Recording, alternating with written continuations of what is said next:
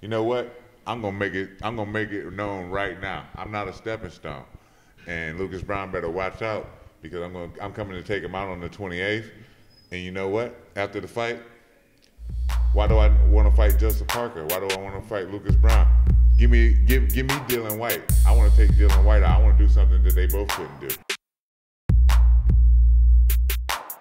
I'm Benjamin Watt here at Tony Martin's gym, and alongside me I've got the one and only, the towering inferno, Julius Long. How's it going? Julius Long here, WBA boxing champion, Oceania title, here at Tony Martin's gym. And they're here to do the exclusive on me for the Lucas Browne fight, the 28th in the Gold Coast, where I bring my fans from Bendigo, and I bring them from the Gold Coast, Australia, and I bring fans from New Zealand, folks. We're here with the GladrapChannel station, folks. Benjamin, I'm kicking it back to you, baby. So, let's start from the beginning before you actually even started. Where are you from? Like, you're obviously from the States, but whereabouts from the States? I'm from Detroit, Michigan, the Motor City, the car town, you know, where you got to grow up hard there, you know. It's nothing given to you. What they say about my town where I come from in Detroit is either you're going to be dead or in jail by the age of 13. So either boxing was going to be my way out, or the Army, or NBA star. My brother was in the NBA, so he covered that. My uncle was in the NBA, he covered that. My cousin was in the NBA, he covered that. I said, hey, I got to take over boxing somehow. I got to make my way out of this. You weren't interested in basketball at all? I was interested in it, but I found out that I was just a little bit too physical for the sport. I was a little bit too aggressive. I didn't know when the big guy gets the ball in the paint that he gets hammered a lot and fouled. I thought it was just me being the big guy in the paint and I get to turn around and slam dunk on people. I didn't think I get slapped in the face and all that type of stuff.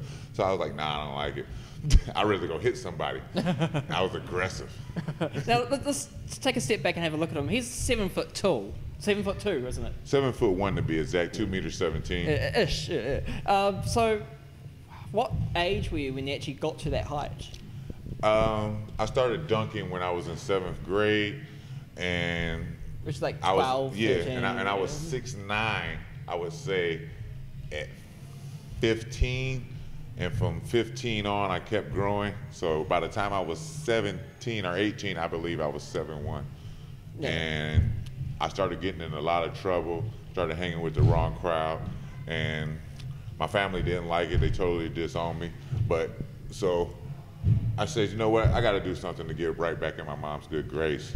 And I got to do right by my family. And I need to pick my life up and change my whole life for the better. And that's what I possibly did. And I started taking on being a role model to other people.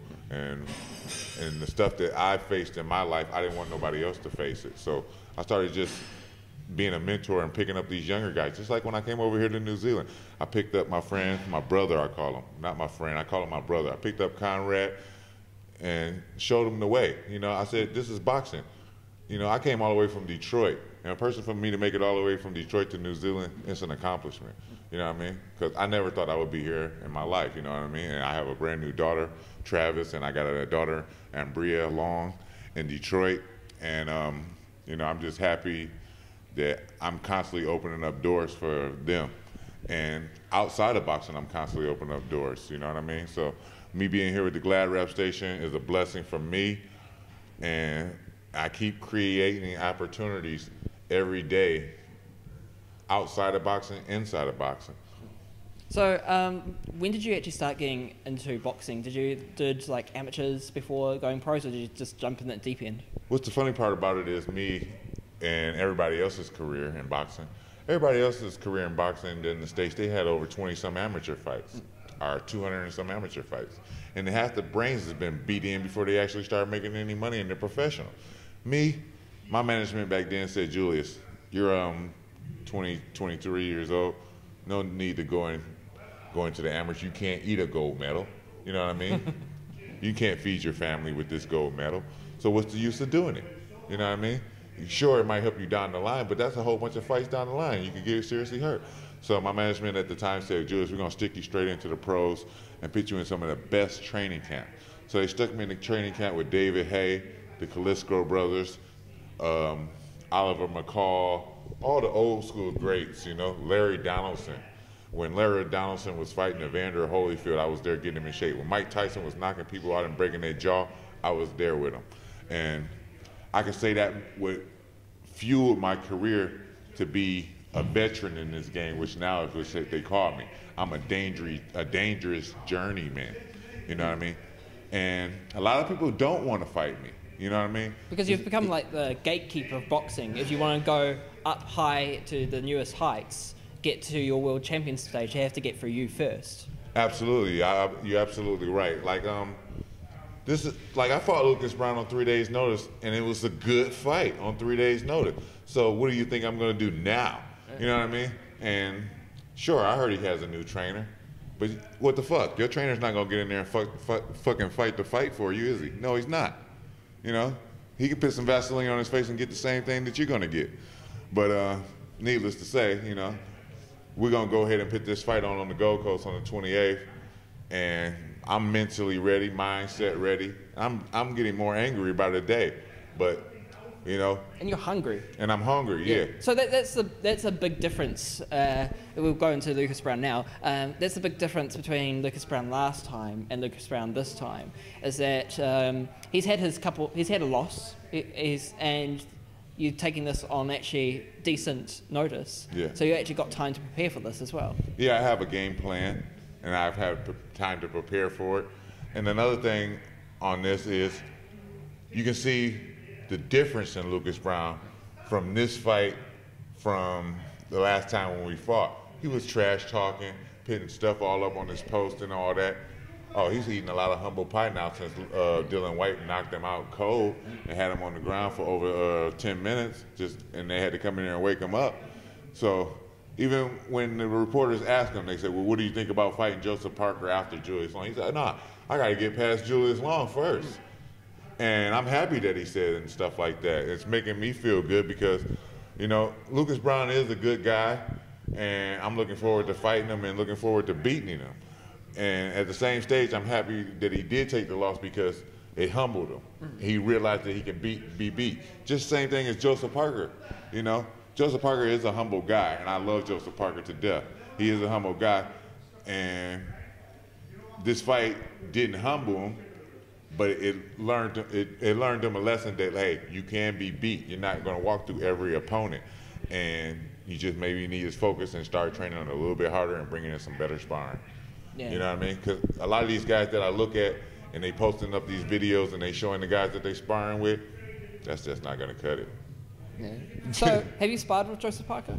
No, I've been here in New Zealand for over 6 years, and they never even called me to spar against them. I sparred against Junior Farr. I sparred against every other guy. I'm willing to give out my hand and help out anybody, you know what I mean?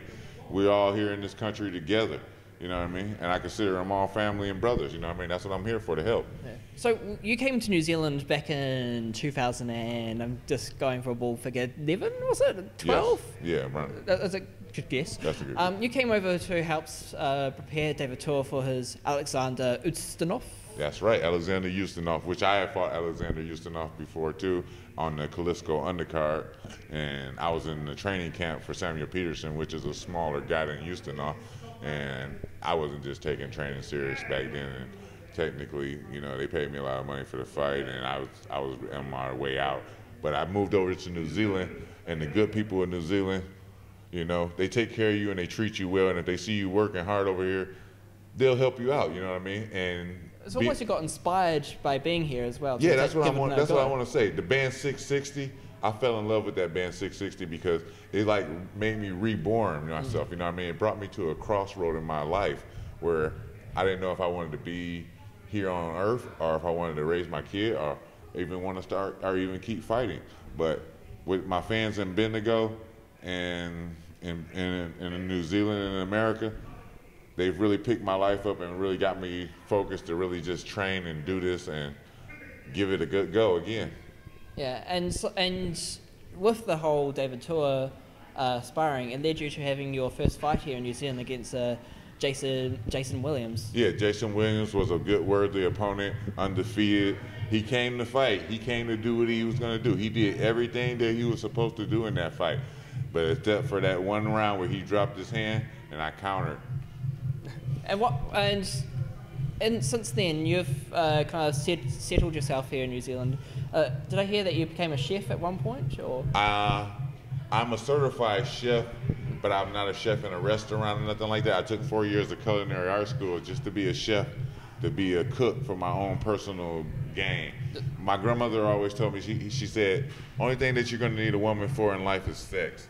Learn how to cook for yourself, learn how to cook for yourself, and learn how to do your own laundry. You know what I mean? And so become domesticated. Yeah, my grandma had strong rules, and I believe by it. You know what I mean? Yeah. So. And like ever since you've been here, I've noticed that you developed like quite a good bromance. Is that the right word? Bromance with Dan Hennessy. Yeah, Dan Hennessy is like total good guy to me. You know what I mean? Good relations with him. You know, sit down and can talk to him about any problems that I have, or you know, even if I just need a shoulder to cry on, or you know, just a listening ear. He's there, you know what I mean? Yeah. So he is a really good ring announcer and a really good guy down to earth. Yeah. He's quite genuine as well. I live around the corner from him, as you know. Yeah. And like I enjoy like hanging out with him. I enjoy hanging out with you as well. Yeah. The stories that we could tell. Good times, I tell you. Nothing but good times, you know what I mean? It's all laughs and giggles and feel good and stuff like that, you know? You should have seen the bachelor party. Yeah. We won't go into that. No, we're not going to go into that because no one has video. Except probably Dan. Evidence. Yeah. You're, as also as Dan Hennessy, you developed quite a good bromance, and you become his mentor, Conrad Lamb, and you're bringing him up in the ranks as well. How is training Conrad? Training Conrad is different from anybody else that I really work with, you know what I mean? He's a good family guy with his kids, 2 kids now. You know, a good brother coming from the Lamb family and Gus Lamb. And his family's taken me in very well and given me the initiative and pointers on different stuff that I needed help with in my life and the time that I needed help. And just working with Conrad, he's one of the most strong heavyweights out there and speed for a big guy, you know what I mean? And he's very sneaky and can be surprising to you in the middle of a fight with some stuff that you wouldn't even think that he would bring out of his bag. So I give him a lot of props every time when we're in the ring, and I give him a lot of hard stuff, you know what I mean? It's like I tell him, we're brothers and I love you, but when that bell rings, I'm coming to kick your ass. We can be friends after the bell rings. You know, it's quite interesting because I saw a big difference between before his Australian fight and afterwards when he started training with you, and he fought that guy, was it Chrome on, was his name Chrome or something like that? He fought on Craig Thompson's card.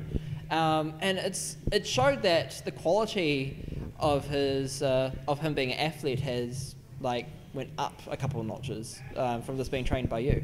Absolutely. It's like looking at James Worthy as the Lakers and then looking at LeBron. You know what I mean? Just 2 different people. You know, Conrad was like James Worthy, playing well and doing good and was still undefeated. But once he got with me, he started taking these guys out like LeBron James. You know what I mean? In a fashion where he became an icon in New Zealand, where he's out there willing to fight the junior fires now. His name is mentioned with the junior fires. It's mentioned with the Hemis. It's mentioned with a lot of different other names of New Zealand fighters that's up and coming right now. Yeah. And a lot of people don't know. It's a lot of upcoming good fighters in the amateurs in New Zealand. But I know. Because that's going to be quite a scary time if you're a boxer, especially if you're becoming that sort of level where you know you're going to be walked through just to get to where they are going. Because there are a lot of good quality, especially like the David Nikeas, the Patrick. Oh man, I'm going to get kicked ass. Yeah, Patrick is a good amateur fighter. Yeah. I think he's turned professional now. And what's crazy is a lot of people don't know. Like I said, a lot of people think that I just work with Conrad and get my sparring just out of Conrad. I've actually took on some of the young amateurs that are good with that great speed to prepare me for this fight. Because everybody's always been asking me, Julius, who you got in your training camp? Who are you sparring with? Who's this and who's this coming out? Well, I'm letting the secret out the bag. I've been working with some great New Zealand amateurs. Exclusive to GladraP. Yeah, so I guess since we're talking about Conrad, we should talk about his fight against Daniel Tai. That was a good fight. Yeah, his fight against Daniel Tai was a really good fight and a good performance. I say the fight could have went either way, but you know, I don't know how long Daniel Tai is going to be fighting again. He might be retired after his fight with David Light. Yeah, I think he might be retired after that one. That might be it, because he's got a couple of different belts and stuff like that, and maybe some medals here and there. And you know, I think that fight could have went either way. It could have been a draw, but I think he gave it to the veteran on that one. You know what I mean? And after whatever happened after the show, I ain't even gonna comment. I don't even know. No, let's not go into that. But like, he's in his early 40s. I think you're in your late 30s, early 40s. Nah, I'm in my 40s. I'm 41 actually. Oh, so I think it's the same age. Actually. Yeah, probably so. It'd actually be a not too bad fight if you ever fought Daniel Tai yourself. I actually helped Daniel Tai get in shape for the junior firefight. That's why he performed so well.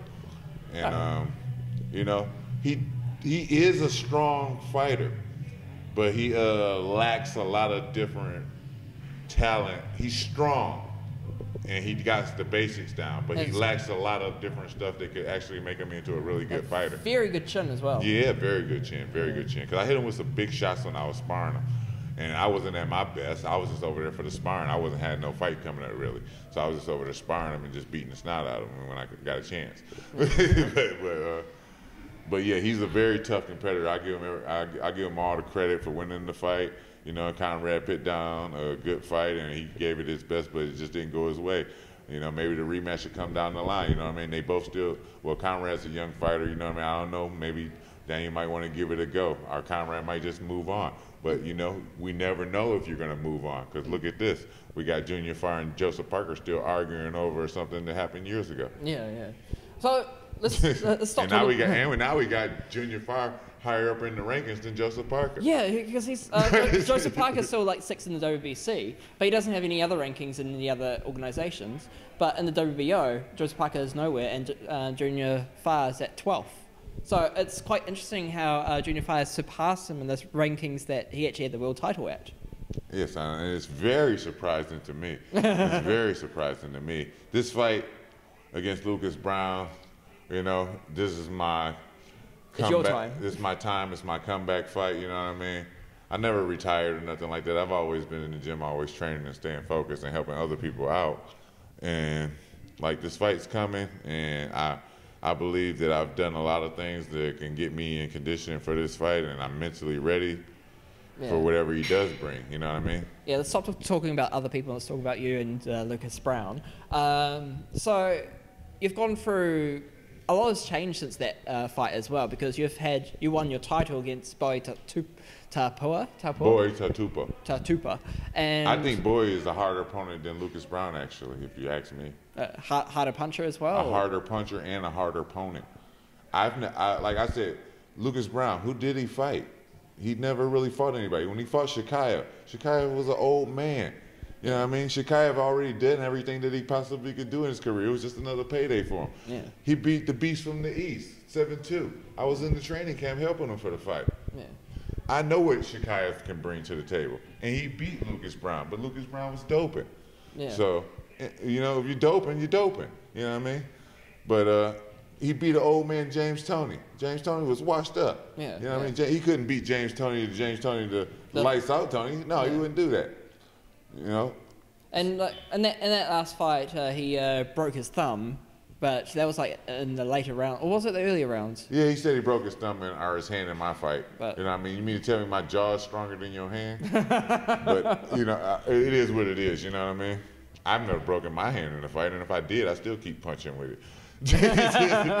You know what I mean? If the adrenaline's going, man, you still punching. What is the mention if I broke my hand in the fight? Oh, I ain't even gonna mention if I broke my hand in my fight. You know what I mean? I'm just gonna say, hey, the better man won. It's almost like excuses, almost. Exactly. Yeah. What would be the excuse after this fight? Because they're already saying, well, you know what? I wasn't even fired up for this fight, to tell you the truth. I was happy when I got the call. Yeah, granted. And the fight's not, you know, the fight's not even over, or the fight's not even started yet, because this fight might not even jump off, because I don't believe in fights jumping off until I'm actually in the ring and the bell goes. You know what I mean? Because anything can happen. But, you know, at the end of the day, I look at it like this, you know.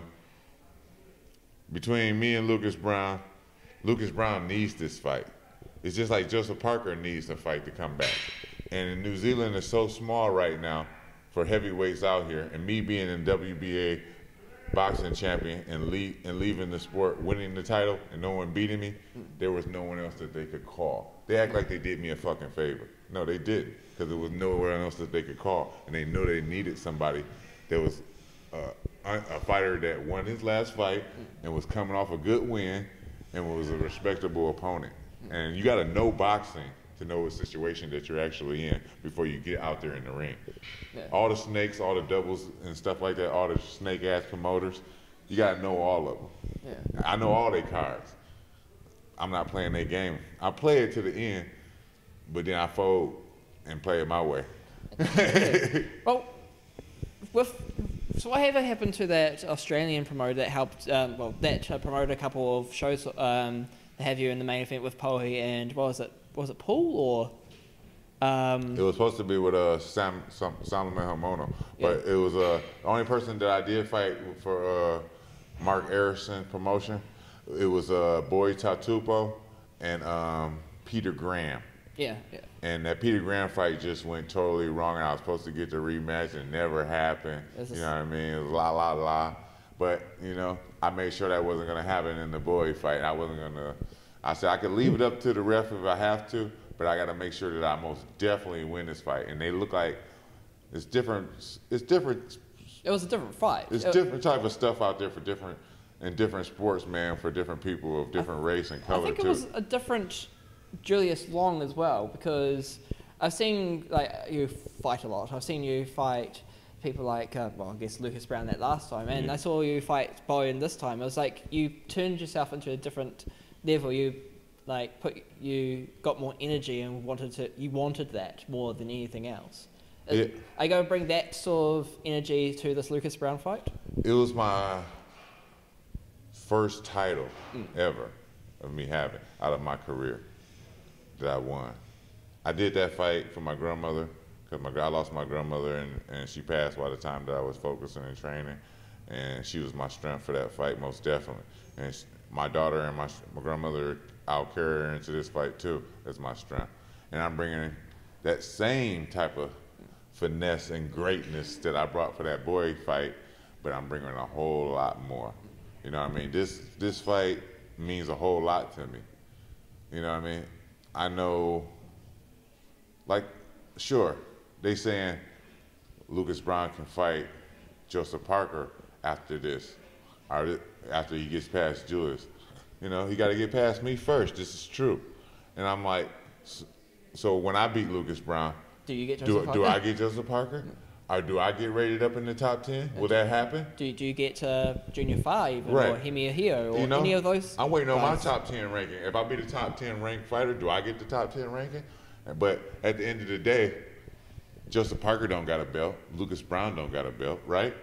So they always sticking me in here with people that's over my ability, they thinking, because I'm old. And they think that I'm washed up and I'm just a stepping stone. You know what? I'm gonna make it known right now. I'm not a stepping stone, and Lucas Browne better watch out, because I'm coming to take him out on the 28th. And you know what? After the fight, why do I want to fight Joseph Parker? Why do I want to fight Lucas Browne? Give me Dillian Whyte. I want to take Dillian Whyte out. I want to do something that they both couldn't do. Knock him out. Yeah, I want to take Dillian Whyte out. I want to take Dillian Whyte out. Do something that they both couldn't do. And tackle the world. Yeah. You know, I like doing things that's going to make something that makes me step up the ladder higher, not step down the ladder. You know what I mean? It's a lot of guys that I could have fought with my time off before I fought Lucas Browne. But I knew this was going to come. This day was going to come. So you just wait. I had a couple of conversations with you in the past, and you told me that you were just waiting for that fight. Because it's almost like you knew this time was going to happen. You've would you say predict or? Yeah, I would say predict. Yeah, you predicted that it will just come around, and this time will be it'll be a completely different fight. It'll be your fight. Yeah, absolutely. It's just like when I tell my wife at home and stuff like that. You know, she'd be like, this and this and this and that, and we need money for this and that. I'm like, don't worry about it. It's coming. Oh, well, you ain't got no plan or nothing. I know you're working and you're making money here and doing this and doing that, but you don't got no plan. I like to live off of a plan. I said, don't worry about it. Something's going to happen. I will provide. Hold on. 2 weeks later, ring, ring, ring. You want to fight Lucas Browne? Yeah, I'll fight him. See, that's the opportunity that I told you was coming. I make opportunities happen, and I believe in family, because family is important more than anything. I guess that's also something that hungers you, is the ability to provide for your family through the art of boxing that you love so much. Yeah, that, and just constantly creating opportunities for me, my family, and for other people. You know what I mean? And like we got here in New Zealand, one of the best things for men here in New Zealand is the Man Up program. A lot of people don't know that I'm actually a part of the Man Up program. I'm a silent partner, and I'm quiet about a lot of things, but you know, I'll step in and talk to the people and do what I got to do. I'm willing to go to different schools and talk to kids. Like I said, I took a trip all the way over to Bendigo just to do a motivational seminar and speech and teach a class at 3 Team Fitness for a whole week over there just to give my time out, you know what I mean, out of my own life. Nobody paid me to come there. I paid my own flight to come there. Nobody paid me to come there. I showed up there because Bendigo are some people there. When I fought Justin Whitehead there, I earned a lot of big fans there, you know what I mean, fighting Justin Whitehead. And a lot of people wasn't offering me the fights when I first came over here. They said, you know what, Julius, well, actually what one of my fans told me, and it hurt me, but it made me focus a lot. Even one of my own fans came up to me and said, Julius, you'll never be heavyweight champion. You know why? Because you just don't train hard enough, and you're not focused enough, and you just want to party, and you don't take life seriously enough. And I was like, what? I'm in the gym, and I'm training, and I'm focusing hard, and I'm doing everything I do to give up. He said, no, you don't want it like that, because you're not focused hard enough. You don't want it enough. You're just happy with making enough money to survive off of. And I said, you know what? Maybe you might be right when I thought about it. And that become the clicking moment. It became a click in my moment where I said, you know what? I gotta want this more. Yeah. And at this age that I am now, I ain't got nothing to lose. Everybody else has a lot to lose. And it becomes like the sort of situation where you have to find other ways to ignite your passion, ignite why you want it. Yeah. And it kind of like brings it out, like with all the reasons, especially with that fight against Bowie, winning that championship, and now you've got your daughter that's hungers you to provide for her and your new wife. Yeah, like I always say, I'm the most feared person in boxing right now, because I have nothing to lose. I mean, like I've remembered, like there's been a couple of situations where someone's actually got you a fight, but then they pulled out. I mean, even Hemi Ahio has actually pulled out of your fights as well. Yeah, Hemi Ahio pulled out of my fight. I saw him after he won that PBA title or something like that on one of the shows, and I came right to him afterwards. I said, hold on to it, bro, because I'm coming for you. He's like, already? I was like, yeah, I'm coming for it. But I let him live. Same as Junior Party, you know what I mean? They're the smaller heavyweights out there in the game, you know what I mean? But really good potential fighters, you know what I mean? They had some losses. And look at me. I've had plenty of losses in my career, and they all been learning experiences. But who doesn't lose? You know, you're not going to win every fight. And being an amateur, you lose fights and learn from your experience. So being in the pros, without a headgear, you learn from it. And me being in the pros and never having a headgear on, does that make me even a more feared opponent and a worse opponent? Because I've never had the headgear on, so I don't spar with it, so I don't like it. So I don't know what it feels like to get just hit with a cushion on. You know what I mean? I was watching Lucas Browne doing some sparring because Dillian Whyte broke his nose. Wow. So he's got a big bar on his sparring gear like this. Targets right there. You know what I mean? So he doesn't like to get hit in the nose. And, you know, like, and he's not wearing that mascara that he always be wearing and stuff on his eyes and stuff for all his interviews and all that. I'm like, man, just be right, man. Just be legit, man. The eye contacts as well. Yeah, just in the eye contacts, man. Just be real, man. Come on, man. You ain't got to be posting all that bullshit up on Facebook with your mascara on and shit. You know, come out real, you know? Okay, do you have a final message for both Lucas Browne and for your fans out there that you want to say right directly to that camera? Yes, I do. For all my fans out there, Julius Long, September 28th, the Gold Coast. I'm going to bring it. I'm going to bring it like I always bring it. From Detroit to New Zealand, baby. I'm bringing it. I'm bringing my family. I'm bringing everybody. I'm going to meet you at the front door. Press conference, Lucas Browne. I'm going to be in your face. Punches. I'm going to be screaming Dillian Whyte all night, letting you remember about that knockout that you got. I don't care about that you knocked me out, but Dillian Whyte knocked your ass out in pure fashion. And that's what counts, buddy. And I'm going to be right there in your face saying it so you remember it. And that's all for tonight. Thanks, Julius. I hope your fight goes well and you're going to be the next world champion. Absolutely, sir, man. Absolutely. Next world champion. And keep just going and focusing and keep mentoring all these other people that's out here, man. There's a lot of talent in New Zealand, and I'm just willing to keep giving my heart to New Zealand, man, because they took me in as a Kiwi.